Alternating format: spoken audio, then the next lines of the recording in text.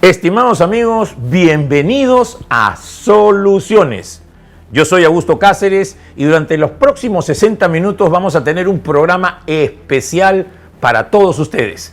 Este programa será visto y oído por ustedes, pero ojo al parche, también será reflexionado por ustedes porque conjuntamente con los problemas les vamos a presentar las soluciones.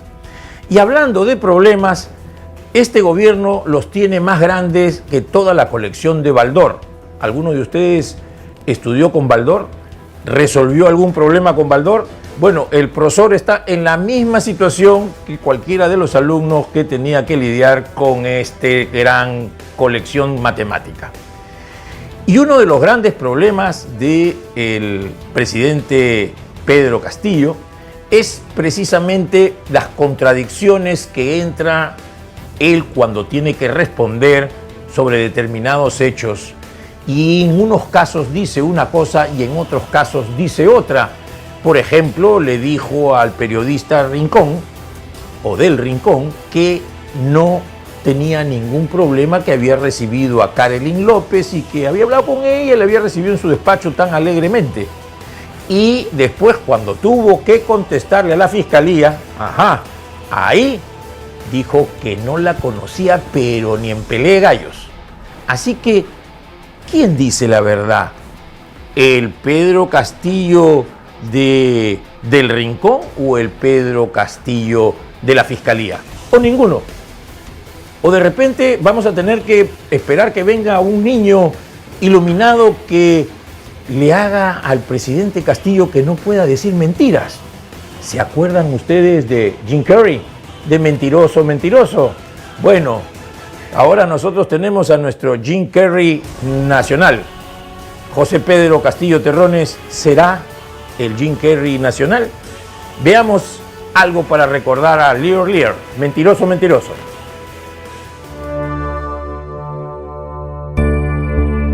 No, es cierto. Es decir, eso no es problema. Señora Cole, el único problema aquí es que después de años de servicio fiel y amoroso apoyo de cuidar a sus hijos, son de él, ¿cierto? Sí, uno seguro.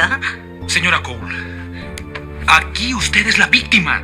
La esposa de un frío adicto al trabajo, hambrienta de afecto, arrojada a los brazos de otro hombre. 7. Sí, los que sean. Pedro Castillo sigue instrucciones para arrojarse al suelo.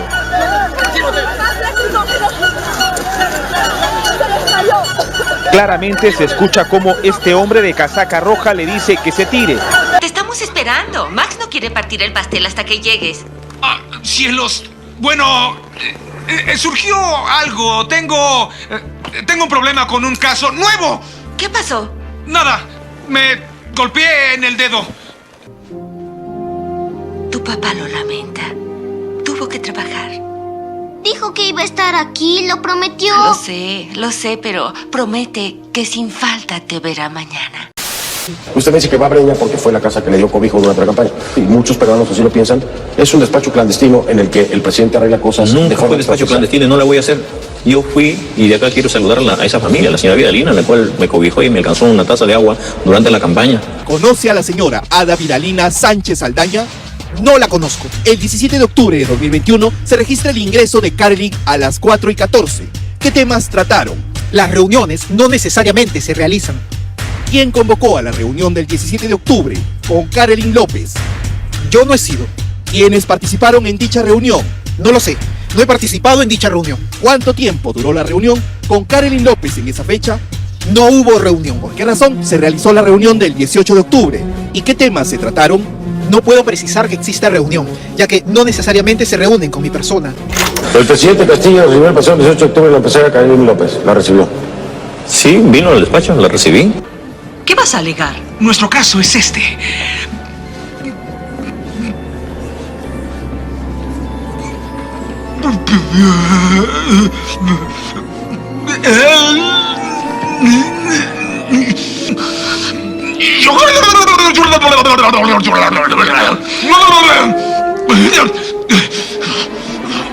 Debo condenar toda actitud terrorista y toda actitud de corrupción en el país. El exministro del Interior, Carlos Basombrio, llegó a la Comisión de Educación del Congreso a informar sobre los nexos de dirigentes de la huelga de maestros con el Movimiento por Amnistía y Derechos Fundamentales, que es Movadef, grupo proterrorista y fachada de Sendero Luminoso. Pedro Castillo pretende que no se le vincule con el Movadef, brazo político de Sendero Luminoso, pero todas sus relaciones desde 2017, cuando tomó notoriedad pública por la huelga de un grupo de maestros, lo envuelven en el círculo de personas que pretenden desestabilizar el país. Pero sus declaraciones no le sirvieron de mucho luego de que el medio periodístico Perú 21 mostró documentos que afirman que sí está relacionado con dicho movimiento. Estos fueron autentificados por agentes de la Dirección contra Terrorismo, que es la DIRCOTE, que confirmaron su veracidad. En esos documentos se ve a Castillo junto a Tito Rojas, quien había sido parte de la cúpula del Movadef, según documentos de la Dirección contra Terrorismo. En noviembre del 2010, Tito Rojas formó parte del comité electoral que eligió a la directiva nacional del brazo político de Sendero Luminoso, cuando este intentó inscribirse como partido político ante el Jurado Nacional de Elecciones. Las banderas de combate, muchas glorias honrarán, de valientes sus defensas, que una lucha triunfará. De valientes sus defensas, que una lucha triunfará. Muy bien, ahora quiero presentarles una entrevista a don Antero Flores Arauz. Por favor, acompáñenme para verla juntos. Doctor Antero Flores Arauz, un político que ha estado con el Perú durante muchísimo tiempo, que conoce de profundamente y de larga data el desarrollo de la política peruana, alguien que ha sido pues miembro del Congreso, que ha tenido cargos muy importantes, ha sido presidente de las cámaras. Doctor, ¿cómo ve usted en ese contexto de su gran experiencia política lo que viene sucediendo hoy en nuestro país en estos 7 meses de este sufrido gobierno que tenemos, o desgobierno, con el actual régimen de Pedro Castillo y, como podríamos decir, como decía antiguamente, de Pedro y sus Maracaibos? Después de haberme dicho diplomáticamente viejo, paso a contestarte. Estoy sumamente preocupado. Y preocupado porque notamos que el país se va a la deriva. Hemos tenido 30 años, prácticamente 30 años de una conducción en una ruta determinada, que es la ruta del desarrollo, con inversiones porque han sido garantizadas por la Constitución del 93, inversiones que han generado trabajo, el trabajo a su vez genera bienestar, mejores condiciones de vida, elevación de estatus, se ha reducido la pobreza, etcétera. Pero vemos una inclinación al populismo, a buscar una nueva constitución que no es necesaria, a llenarnos los ministerios y los organismos públicos de muchas personas que no tienen el nivel, ni el perfil, ni los conocimientos, ni la experiencia para los cargos que ocupan. Y esto, lógicamente, no es nada halagüeño. Cuando tú tienes malas premisas, la conclusión no puede ser buena, tendrá que ser mala. Y eso es la preocupación que hay en el país. Por eso es que hay que tratar de buscar cómo se concilian entre este gobierno y las fuerzas de oposición, sobre todo las que están en el Congreso, para unánimemente buscar la ruta correcta y no hacer cosas populistas de las que después nos vamos a arrepentir. Ha costado muchísimo trabajo llegar al sitial en que estamos, y todo lo que se ha hecho podemos perderlo muy rápidamente. Por eso insisto, no es cuestión de vacancias, no es cuestión de disoluciones, es cuestión de ponerse de acuerdo. La política requiere acuerdos, requiere concertación, no es cuestión de dictaduras ni mentales ni fácticas, es cuestión de concertar, concordar, ponerse de acuerdo, y eso nos está faltando a todos, lamentablemente. Doctor, y en esa visión suya, el Congreso, que tiene mayoritariamente a grupos de oposición, unos de oposición más radical que otros con menos oposición, digamos, puntual a la presencia de Pedro Castillo, tendría que buscar y tender lazos con el grupo de Perú Libre. Ese podría ser un camino, o buscar concertar con ellos para encontrar el camino a que Pedro Castillo encuentre su camino. ¿Cómo lo ve usted en este? Igual en esa dirección, pero no solamente con los de Perú Libre, sino también con otras bancadas que están ayudando, se supone, a Pedro Castillo. Tenemos esa bancada nueva que se ha formado, que ni me acuerdo el nombre. Tenemos también las personas que han llegado al Congreso a través del partido de Verónica Mendoza. En fin, hay varios grupos con los que podrían incorporarse a esta concertación desde la oposición a los que son gobiernistas. Pero hay que hacerlo. No podemos estar más en estos enfrentamientos que lo único conducen, como repito, es al despeñadero. Y usted ve en el lado ya del Ejecutivo una voluntad de esta concertación. ¿Ve a usted al primer ministro Aníbal Torres una persona dialogante, concertante? ¿Qué tendría que ver en la contraparte del Ejecutivo para este consenso? Lamentablemente el señor Castillo no está poniendo en los gabinetes, y miren que ya van 4, a personas concertadoras. El doctor Aníbal Torres, cuando ha estado conduciendo la Facultad de Derecho en San Marcos, cuando ha sido decano del Colegio de Abogados de Lima, siempre fue concertador. Ahora lo vemos muy irritable y está permanentemente fastidiado, se le nota, y con actitudes bastante displicentes, incluso con la prensa, lo que no es pues nada apropiado para lo que se requiere. Felizmente, Castillo sí ha nombrado en el sector economía y finanzas a personas que, si bien pudieran tener otras inclinaciones políticas, pero han sido sensatas. El señor Franque, por más que sea lo que le llamamos del grupo caviar, yo les llamo huevera, en el tema económico ha sido bastante ortodoxo, y felizmente al nuevo ministro que tenemos de Economía es absolutamente ortodoxo y cree y quiere la inversión. Ojalá le hagan caso, porque ello no se nota mayormente en otros ministros, que parecería que andan en otra. Doctor, y viendo precisamente en el tema del manejo y de la pulcridad o pulcritud, mejor dicho, del manejo económico, es posible que este nuevo ministro de Economía, que es un técnico, no es un político, pueda repetir los errores que cometió la ministra de Economía, María Antonieta, creo que se llamaba Alba.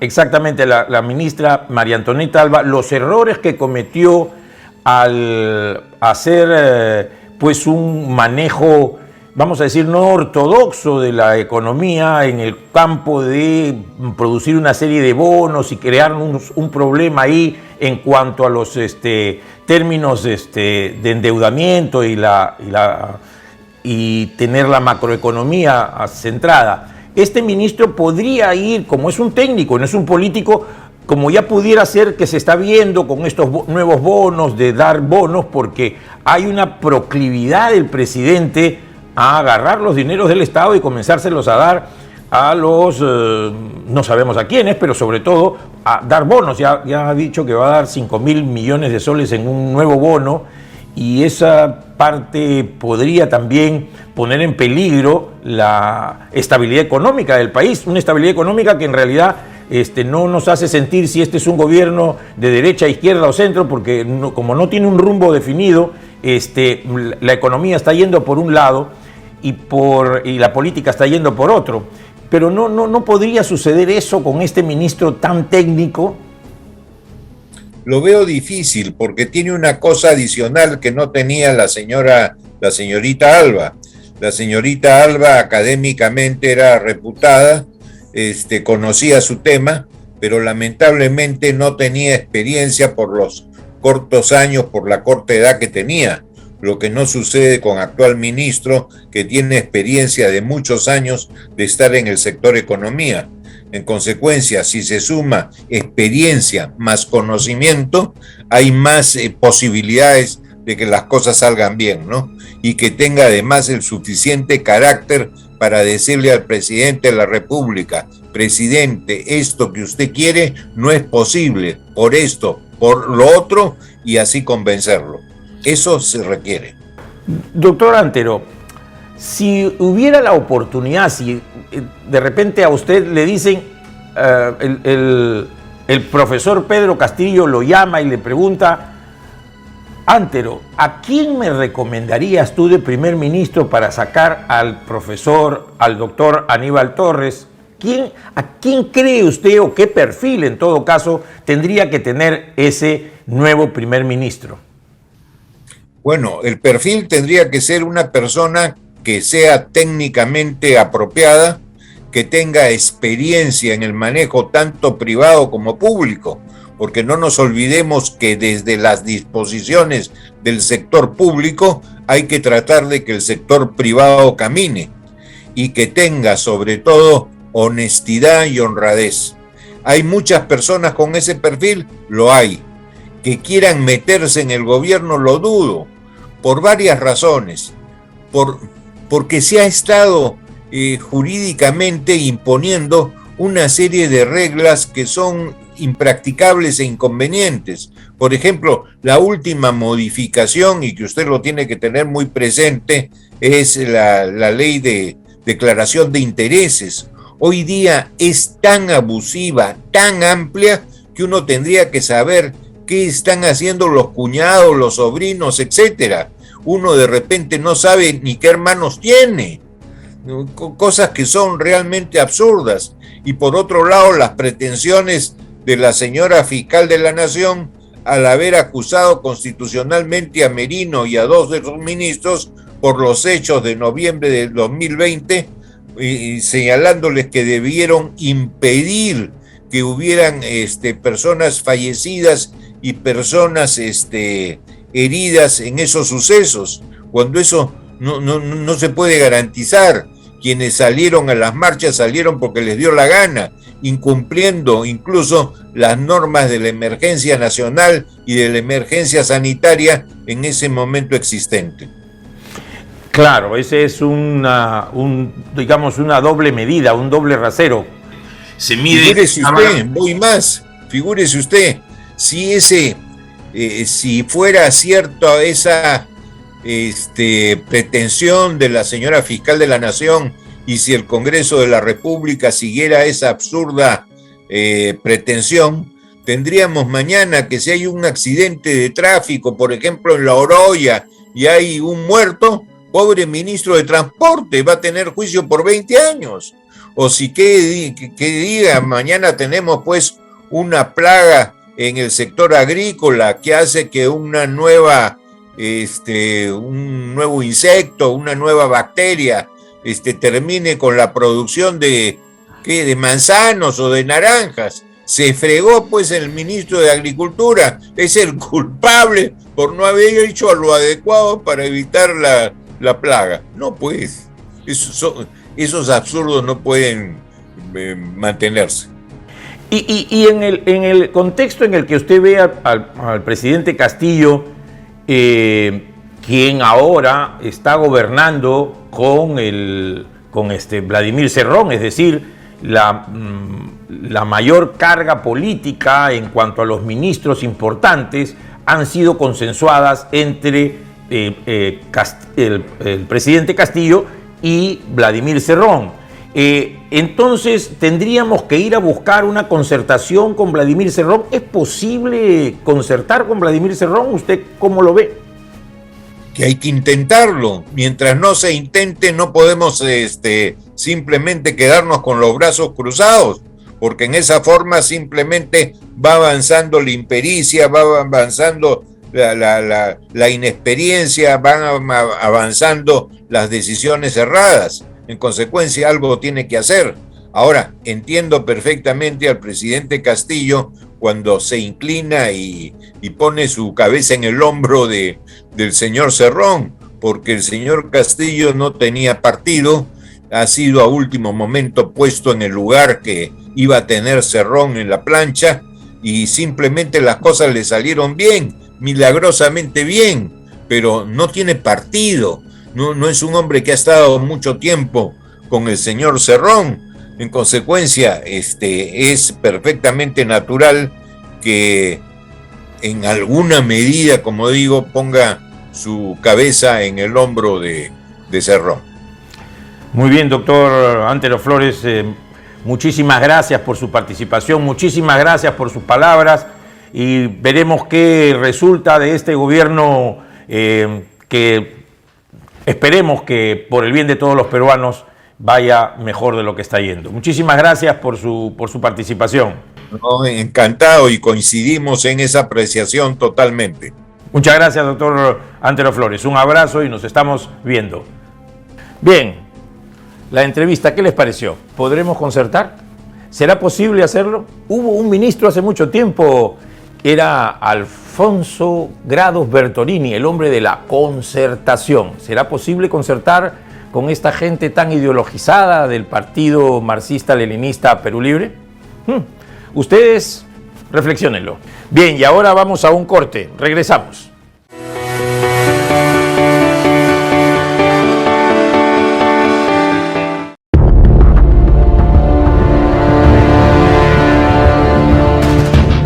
La semana pasada no encontramos la tesis de maestría en psicología educativa del profesor Pedro Castillo. La hemos seguido buscando y hasta ahora naca la perinaca. Profesor Castillo, aquí estamos. Por favor, queremos conocer, ilústrenos, por favor, cómo podemos darle a nuestros niños aquellas cosas tan importantes que usted concluyó seguramente en esa tesis y que nos gustaría poder leerla juntos. Aquí estamos. Su tesis de la Universidad César Vallejo. Queremos verla, leerla juntos. Usted, Soluciones y todo el Perú. Lo estamos esperando. Justicia que tarda ya no es justicia. ¿Qué pasa con nuestro sistema judicial? ¿Qué pasa en la Fiscalía de la Nación o en el Ministerio Público? ¿Qué saben ustedes del Ministerio Público, amigos? Bueno, cortito. El Ministerio Público es una entidad que se formó con la República, pero que nunca funcionó, hasta que en 1981, con el gobierno democrático de Fernando Belaúnde Terry, se crea el Ministerio Público como lo conocemos hoy. ¿Y cómo lo conocemos hoy? Que es quien lleva la persecución del delito, es decir, quien hace todo lo que son los procesos de acusación de aquellas personas que pudieran haber cometido un delito ante el Poder Judicial. Es un organismo constitucional autónomo, no es un poder del Estado, pero parece que casi como lo fuera. Nosotros hasta el momento hemos tenido 17 fiscales de la Nación. La Junta de Fiscales Supremos es una pirámide que son 4 personas o 4 fiscales, eligen entre ellos cada 2 años a un fiscal de la Nación. Los últimos han sido Pablo Sánchez, han sido Pedro Chávarri y han sido nuestra buena amiga Zoraida Ábalos. Todos cuestionados. ¿Por qué? Por la injerencia del poder político. Pero el problema del Ministerio Público no está solamente en la cúpula. La cúpula es como la punta del iceberg de todo lo que viene sucediendo abajo. ¿Y qué es lo que viene sucediendo en la Fiscalía de la Nación? Es la falta de profesionalización, de capacidad y de recursos de los fiscales en todos los niveles. Esto no quiere decir que no existen fiscales capaces, probos y profesionales. Por supuesto que sí. Esto no quiere decir de que estamos en contra de los fiscales anticorrupción, por supuesto que no.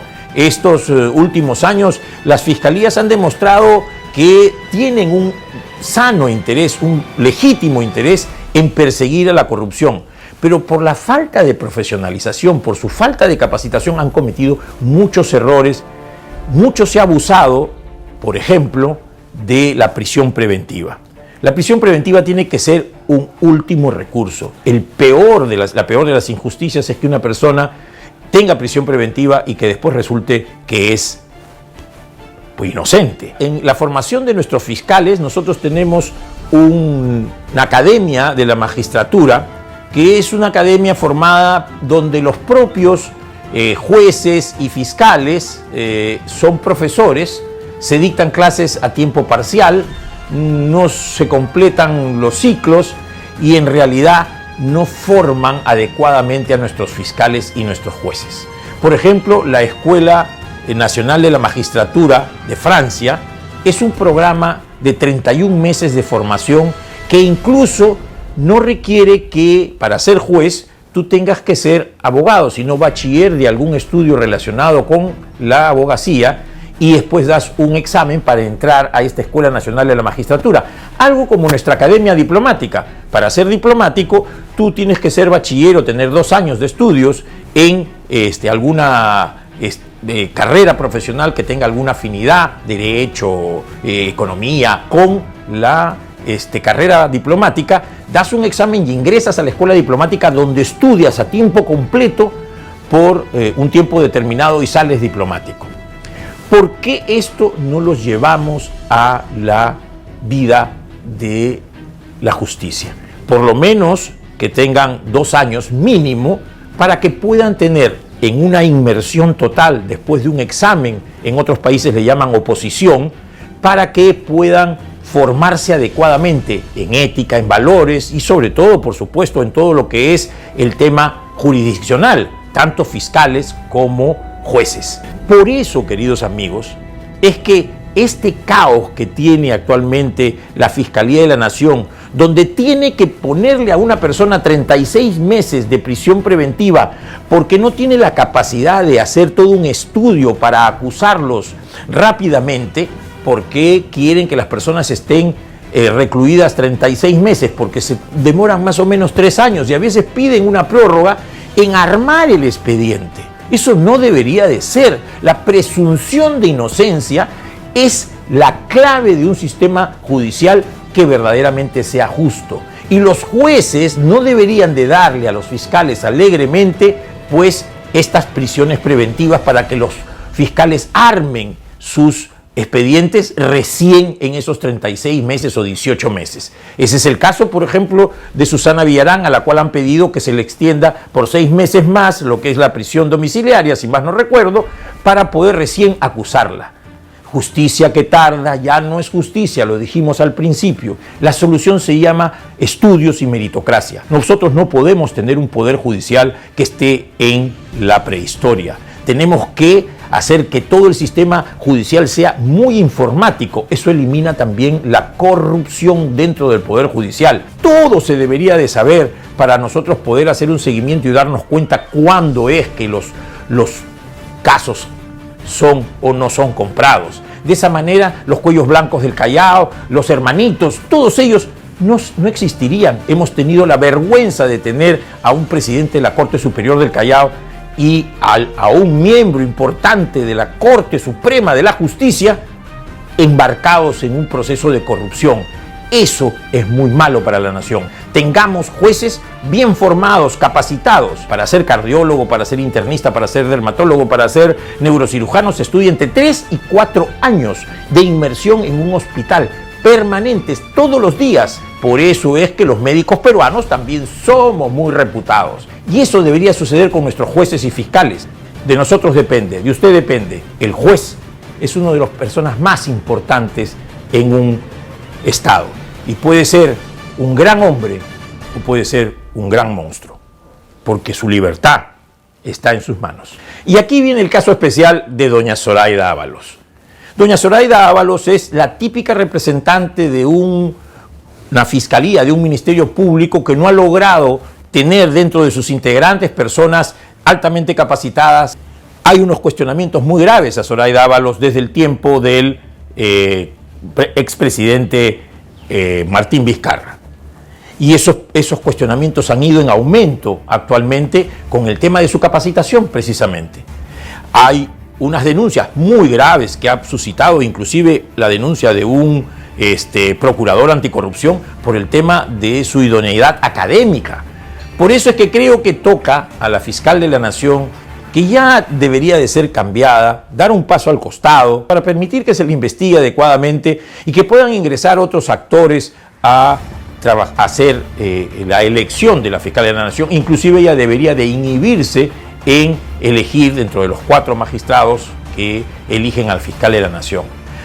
Nos hace recordar a la tristemente célebre Blanca Nélida Colán. Terminó en la cárcel. No queremos eso para la doctora Zoraida Ábalos. No queremos eso para nadie.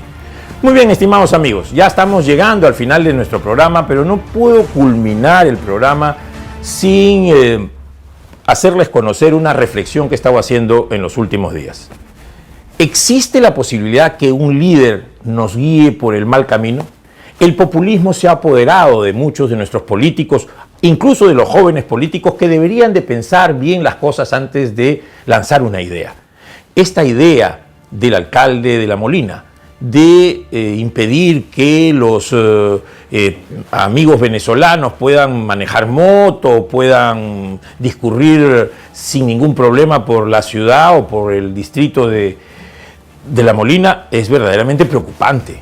Eso se llama xenofobia, eso no tiene ni pies ni cabeza. Seguramente va a tener mucho aplauso. Es muy populista poder acusar a otros de los problemas que son nuestros. Por favor, eso quiere decir de que antes de que lleguen nuestros hermanos venezolanos, aquí vivíamos en el paraíso, nadie asaltaba a nadie. Seamos adecuadamente conscientes de que eso no debe decirlo un líder. Debemos de buscar soluciones a los problemas. Tenemos a nuestros hermanos venezolanos acá y debemos de ayudarlos para que todos puedan registrarse, inscribirse, estar todos dentro de la formalidad para ayudarlos, tan igual como tenemos que ayudar a los peruanos. Ya son parte del Perú. Muchos de ellos están casados con peruanos, tienen hijos peruanos. ¿Qué les pasa a aquellos que quieren hacer política hoy? ¿Quieren que sigamos por el camino de la autodestrucción? Hay que construir Perú. Y eso significa liderazgo, para que podamos ser reconocidos en el futuro como aquellos que construimos más Perú, no lo destruimos. Muy bien, y una primicia. A partir del próximo domingo saldremos en vivo y en directo, como decía Humberto Martínez Morosinis, y lo haremos por el canal 11 de Señal Abierta, también de Claro, también de DirecTV, por el canal 38 de Movistar, y también lo haremos en las redes sociales, YouTube, Facebook Live y todas aquellas que se puedan crear de aquí en adelante. Ahí estaremos con ustedes en Soluciones en vivo y en directo, a llegar al rincón de las ánimas. Muchas gracias, nos estamos viendo.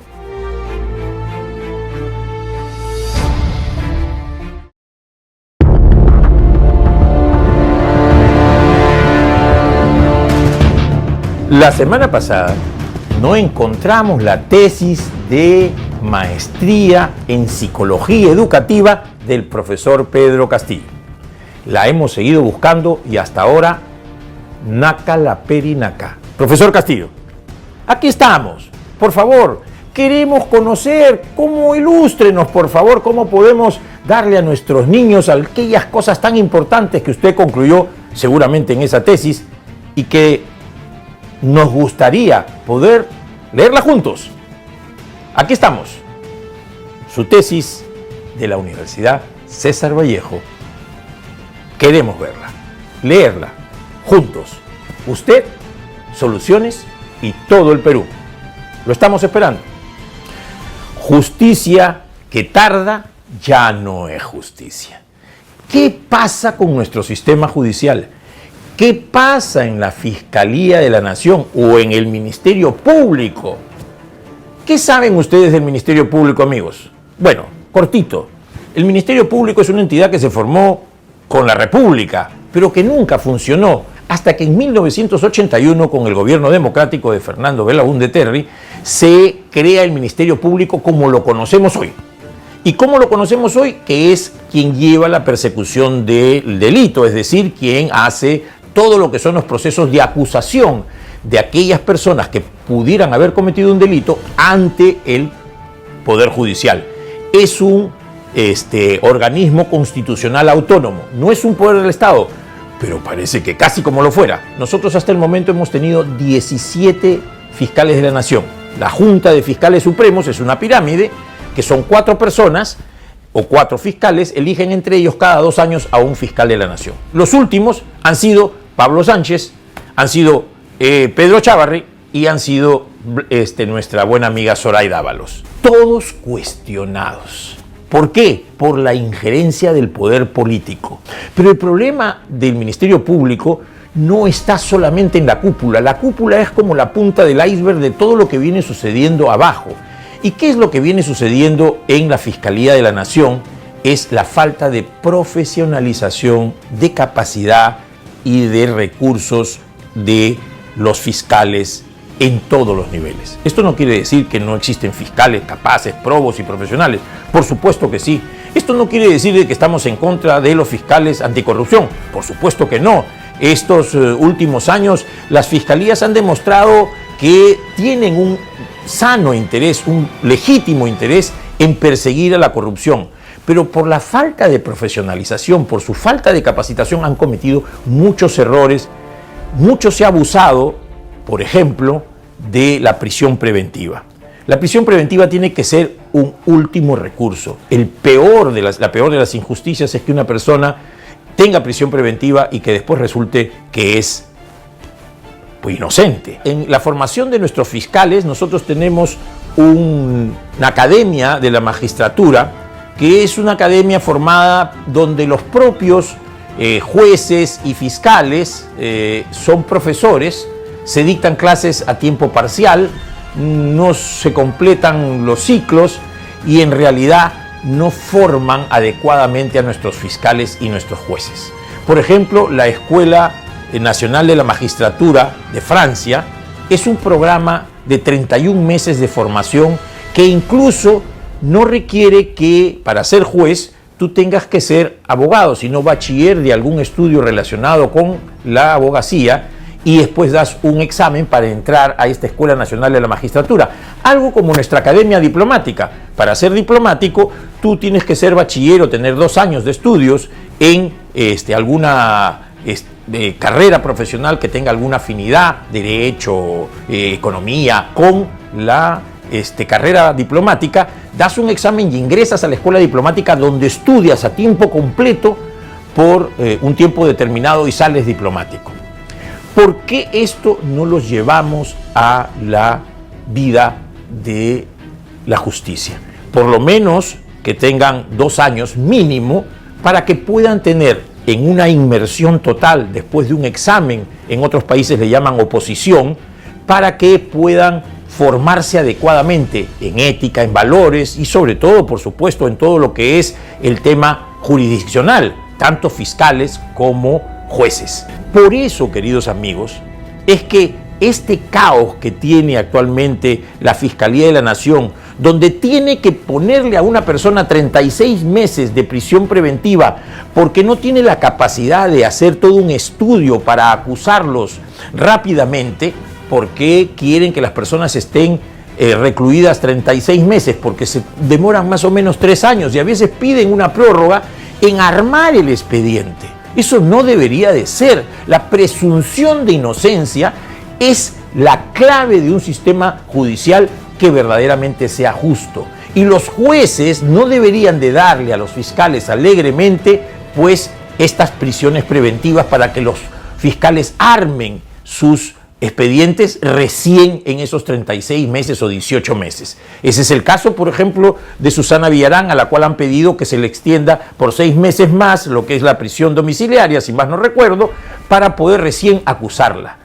Justicia que tarda ya no es justicia, lo dijimos al principio. La solución se llama estudios y meritocracia. Nosotros no podemos tener un poder judicial que esté en la prehistoria. Tenemos que hacer que todo el sistema judicial sea muy informático. Eso elimina también la corrupción dentro del Poder Judicial. Todo se debería de saber para nosotros poder hacer un seguimiento y darnos cuenta cuándo es que los casos son o no son comprados. De esa manera, los cuellos blancos del Callao, los hermanitos, todos ellos no existirían. Hemos tenido la vergüenza de tener a un presidente de la Corte Superior del Callao y a un miembro importante de la Corte Suprema de la Justicia embarcados en un proceso de corrupción.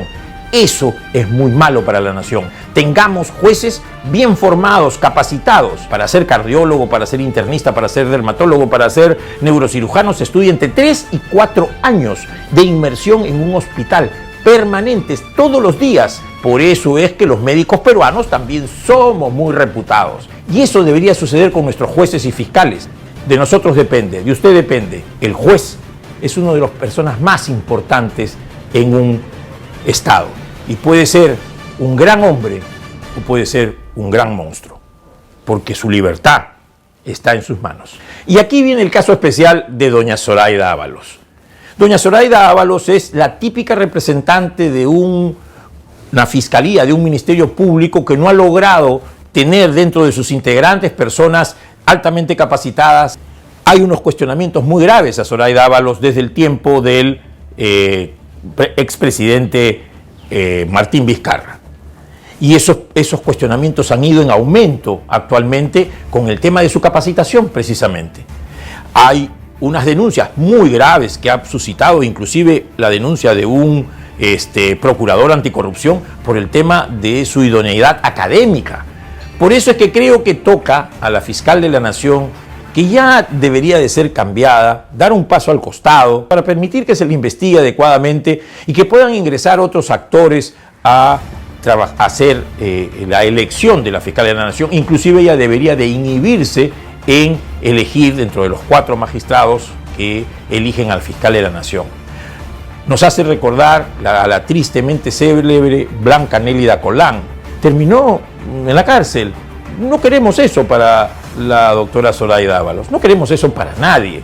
Muy bien, estimados amigos, ya estamos llegando al final de nuestro programa, pero no puedo culminar el programa sin hacerles conocer una reflexión que he estado haciendo en los últimos días. ¿Existe la posibilidad que un líder nos guíe por el mal camino? El populismo se ha apoderado de muchos de nuestros políticos, incluso de los jóvenes políticos, que deberían de pensar bien las cosas antes de lanzar una idea. Esta idea del alcalde de La Molina de impedir que los amigos venezolanos puedan manejar moto, puedan discurrir sin ningún problema por la ciudad o por el distrito de La Molina, es verdaderamente preocupante. Eso se llama xenofobia, eso no tiene ni pies ni cabeza. Seguramente va a tener mucho aplauso. Es muy populista poder acusar a otros de los problemas que son nuestros. Por favor, eso quiere decir de que antes de que lleguen nuestros hermanos venezolanos, aquí vivíamos en el paraíso, nadie asaltaba a nadie. Seamos adecuadamente conscientes de que eso no debe decirlo un líder. Debemos de buscar soluciones a los problemas. Tenemos a nuestros hermanos venezolanos acá y debemos de ayudarlos para que todos puedan registrarse, inscribirse, estar todos dentro de la formalidad para ayudarlos, tan igual como tenemos que ayudar a los peruanos. Ya son parte del Perú, muchos de ellos están casados con peruanos, tienen hijos peruanos. ¿Qué les pasa a aquellos que quieren hacer política hoy? ¿Quieren que sigamos por el camino de la autodestrucción? Hay que construir Perú. Y eso significa liderazgo, para que podamos ser reconocidos en el futuro como aquellos que construimos más Perú, no lo destruimos. Muy bien, y una primicia. A partir del próximo domingo saldremos en vivo y en directo, como decía Humberto Martínez Morosinis, y lo haremos por el canal 11 de Señal Abierta, también de Claro, también de DirecTV, por el canal 38 de Movistar, y también lo haremos en las redes sociales, YouTube, Facebook Live y todas aquellas que se puedan crear de aquí en adelante. Ahí estaremos con ustedes en Soluciones en vivo y en directo, a llegar al rincón de las ánimas. Muchas gracias, nos estamos viendo.